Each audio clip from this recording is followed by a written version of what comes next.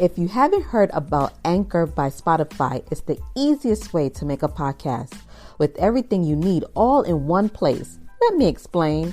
Anchor has tools that allow you to record and edit your podcast right from your phone or computer. When hosting on Anchor, you can distribute your podcast on listening platforms like Spotify, Apple Podcasts, and more. It's everything you need to make a podcast in one place. And best of all, Anchor is totally free. Download the Anchor app or go to anchorfm.com to get started.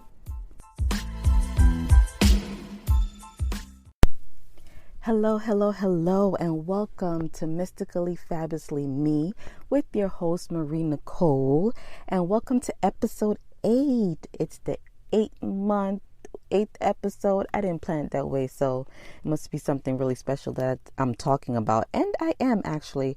For some reason, I've been led to talk about this for some time, and I guess today's the day, but I'll be talking about chemical pregnancies, and I've experienced a chemical pregnancy, and I'm going to get into that. But let's start out, what is a chemical pregnancy? So chemical pregnancy is like a very early miscarriage, okay? It's diagnosed by a blood test or a home pregnancy test. It's like you're pregnant, but like the egg didn't have time to embed itself, or something goes wrong and your body's like, okay, abort mission, abort mission, right? So let's backtrack. I've always had hormonal issues growing up. As I started my period, it's always been irregular. My menstrual's been irregular. And going up into teens into 20s, when you have hormonal issues, what they do, they put you on the birth controls, right? So I did that for a little bit, but for me, birth control never really sat well with me, and it always made me extra nauseous, and I hate being nauseous, right? So I didn't stay on that for long, even though it did, regulate my periods and hormonal issues at that time, right? So fast forward, I got off for that, and, I've been with my husband for 20 years now, but it was coming to a point in our relationship that, I wanted to have a child. So you would say into year 6 of our relationship, that's when my first child came. So from being together to year 6, that's when we had baby, right? So I was like, okay. And even going through that, at that point, I was like, wow, you have everybody around you popping up with kids. And it's it's really taking me a long time to get pregnant, and I'm young. What's going on with my body? This is crazy, So we have, my oldest, and my hormones after that kind of regulated. So I'm thinking, okay, yeah, I'm okay now. I have baby number 1. Probably by the time she's 4 or 5, we knock up baby 2 maybe, and I'm good to go. So my oldest is 5. Ain't no second baby, no pregnancy scares. Obviously we ain't using protection, so what is going on? Okay, didn't really think about it, because I'm like, it's God's plan. Because it's so interesting, because even though we wanted a second kid and we were thinking about it, when I look back at it now, the timing was not right. It was a whole bunch of stuff going on that me and him as a unit had to lock arms and buckle down and tackle. So if we had another young one on top of that, it would have been stressful, right? And even at that time, my mommy her health was fairly up to par, so it wasn't a really big stressor as far as me taking care of her back then. But yeah, adding a little one to that situation would have been even extra crazy. So I'm just thinking, okay, everything happened for a reason. The Lord is just trying to wait out to the right opportunities. So as we get settled and we get over that, life experience. I'm like, okay, let's do this. Nothing is happening. So I'm like, okay. I go to the doctor. They're not seeing any cysts or fibroids. I'm like, okay. So I go again. And when they check my hormone levels, they're like, okay, yeah, it's a little off.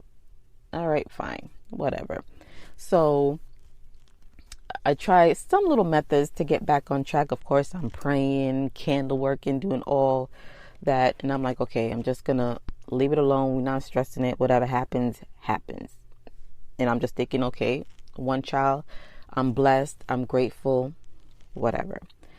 Then I realized, okay, we speak about it again and we go into actually physically trying. So we try, and because we're trying, I'm like watching my menstrual extra hard right now.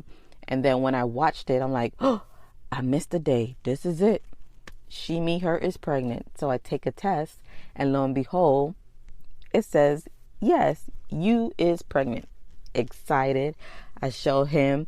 He's like, yes, this is what we wanted. I'm excited. I tell my oldest, and we're like, okay. I tell my sister. I tell my bestie, my godfather, because at this point, my oldest was like 9.5. So it's like, ooh, child, yes, we did it. Go. Okay. So because it took that long, something in me, I was like, okay, like this felt like too good to be true in a way, but I was like, nah, is this really, really happening? So it's like, I called, made an appointment, and it's like every day leading up to that appointment, I was taking tests to make sure it still said yes, still said pregnant. Okay, yes, we still on point. But I don't know, like, and my appointment wasn't until like a week after, and I felt kind of crampy, and I'm like, nah, because, you know, if you've been pregnant, sometimes you still feel like cramps as, you know, the egg starts to settle in its love place. And I'm like, okay, that's just going on. But I was like, this feeling crampy, like, oh no. I'm like, okay, I'm spotting a little bit, but no, sometimes that happens, you know, early stages of pregnancy too. So not paying in mind, but I was like, oh Lord, no. So I'm cramping really bad. So I go and to get checked out. So they're like, I take a pregnancy test, and they're like, it's coming back kind of faint. I'm like, okay, what is you saying? So I take a blood test, and, you know, you have to wait a couple of days to get the results. But they're like, I don't know, that line was really faint. I don't know if, you know, that home test you took was really accurate. And I'm like, I have all the pictures to prove it. Yes, you pregnant. Yes. So it made me feel kind of crazy. I'm like, I know I'm not tripping. So do the blood work, couple of days, you know, wait for the results.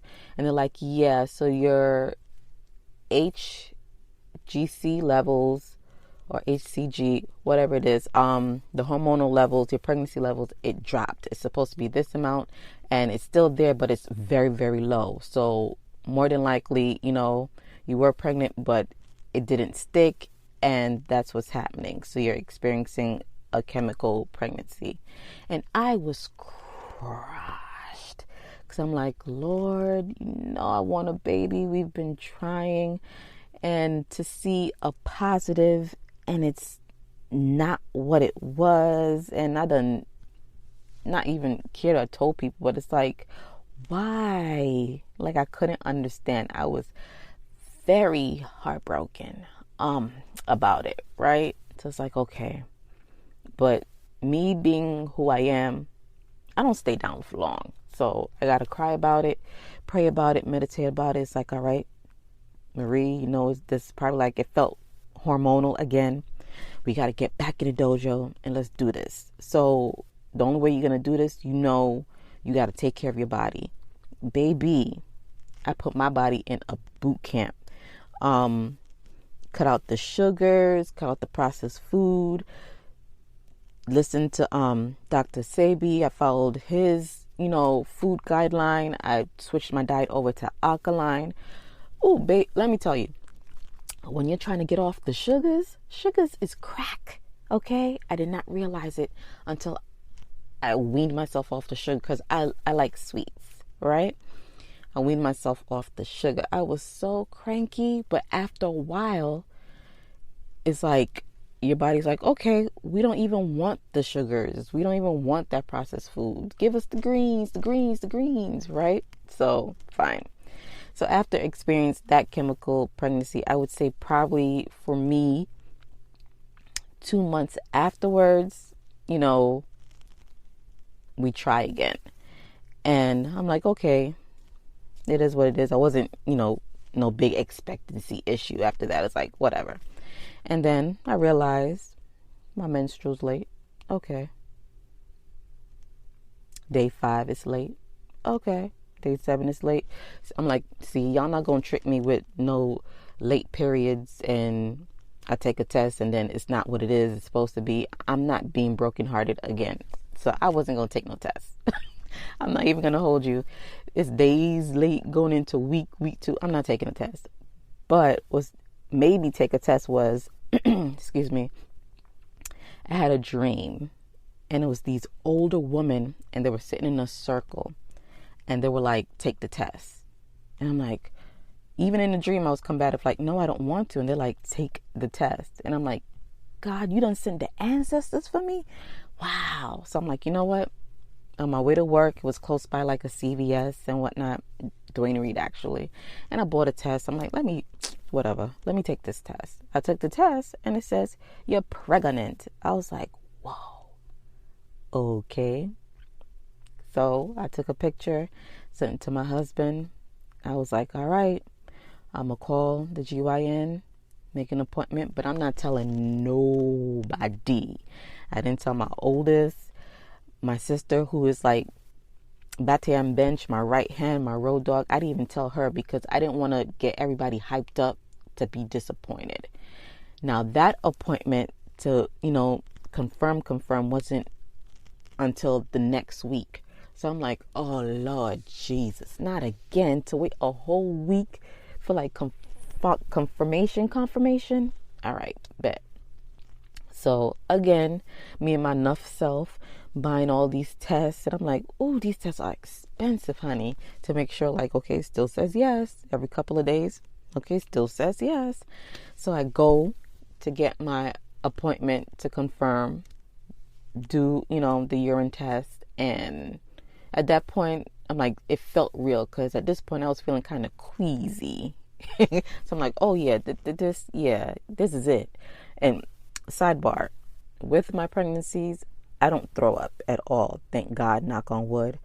But I am nauseous as hell for like the first 5 months. Nauseous as hell. And I'm like, okay, this is it. So she confirms, blood work confirms. And they did an ultrasound, which I was surprised. It is a sonogram. And I saw a little nugget there. And I'm like, oh, wow. I'm like, okay, now I got the paper, the proof. And I sent a picture. And I told, my loved ones, those really, really close to me that I was expecting. Basically, my sister and my husband. And that was it. I didn't even, that was it. I kept the news real confined. Because something in me, I was like, I was nervous. I was really nervous because I don't want to experience anything, a loss again. So I kept it on the wraps for probably, it was an acquaintance of mine. And she was like, okay, chick, you about to be 5 months pregnant. I think you can tell people now. I think everything is going to be okay. But I was just so nervous. I don't know. I'm trying to, protect. But I was like, you know what? I didn't want to be so protective and worry so much that I take away from enjoying the pregnancy and put that, impression on the pregnancy with the worry and the doubt. I was like, you know what? Hear what it is. I'm pregnant. Certain people were like, why were you hiding your pregnancy? Bitch, I wasn't hiding. If you knew what I went through, then you would understand why I wasn't so vocal about this pregnancy. So that's why some people have to really be mindful of what they say, like, oh, when are you going to have kids, or how come you don't have kids yet? Because you don't know what's going on with that person. So I have my second child, pregnancy went good, thank God. But even after that, when people hear the gap between my first and my second child, because they're 10 years apart, they're like, "Ooh, why did you wait so long?" And I'm like, "Me? Why did I wait so long? Like I had a choice." That annoys me, because I didn't have a choice in matter. It's what my body went through. It's what it was doing. So this was it, right? You think I want to have had my kids 10 years apart? I'm like, that's a huge ass gap. It's like starting all over again. No, I did not choose this. This was it. And actually, with my kids being 10 years apart, it's a blessing. Like the older one immediately hands on, and it's just, I wouldn't, looking back, have done it any other way. Fast forward, I have my 2 beautiful kids, which I'm grateful for, thank God. But to be real, there is parts of me that wish that I was more fertile, that I didn't have hormonal issues, that I had more kids, because I love the kids. Like, I love being a mother. I love mothering. Even though I'd be nauseous and sick as hell, I like the pregnancy experience, right? But it just wasn't designed for me to be as fertile and to have all these whole heap of kids, right?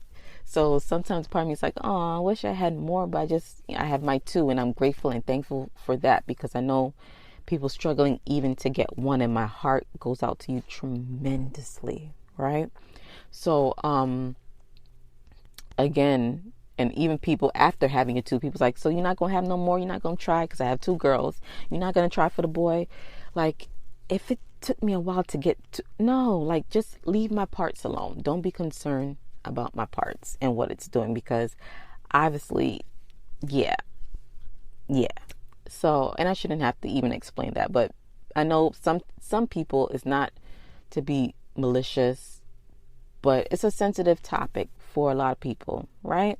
So don't ask about you have too much kids, when you having more kids, why you don't have kids. Just don't ask, especially now as I'm getting older, child, countdown to 40, and this perimenopause is trying to get me, y'all. It's trying to jump me. And when I noticed that when I was in the kitchen, and I was noticing before I was getting like extremely hot, like overheating, and then I'll be cold, extremely hot, then I'm cold, I'm freezing, putting on my robe, and everybody's like, what the hell is wrong with you? Or I'm stripping and I'm like, ooh, it's hot, and everybody's like, what? But I was in the kitchen and I thought somebody set me ablaze, put a match to me, and I'm like, oh my Lord, did my hair catch on the stove? I'm on fire. I kept looking back like, what is that? It was me. I was on fire. So I was like, no, hormones is out of whack again. Let me go to the doctor, get checked out. And yeah, hormones are acting wonky, trying to get into this perimenopausal place. And I'm like, So of course, hormonal issues is all about the way you eat. And for some reason, my body doesn't crave sugar like it used to. It doesn't handle dairy like it used to. So a lot of things, my body's like, we can't do that anymore. We just don't want it. We don't process it well. And it's a no for us, right? So I'm changing the way I eat. I'm more mindful of what I take into my body so I can control my hormones as much as possible. And yeah, being mindful of the inside, not only the outside, but the inside of my body and my wellness as well as my health as I get older. So yeah, ladies, don't let nobody pressure you to speak on your womb. Just shut them down. Do you? And I just wanted to share my story about, hormones and pregnancy and things like that. So I pray that it resonates with you. And whenever you hear this, excuse me, it's early, y'all. So I said, let me knock this out before everybody awake and I have to get back to my mommy duties, house duties, business duties, right? So whenever you hear this, have an awesome and amazing, blessed morning, day, and night. Mwah.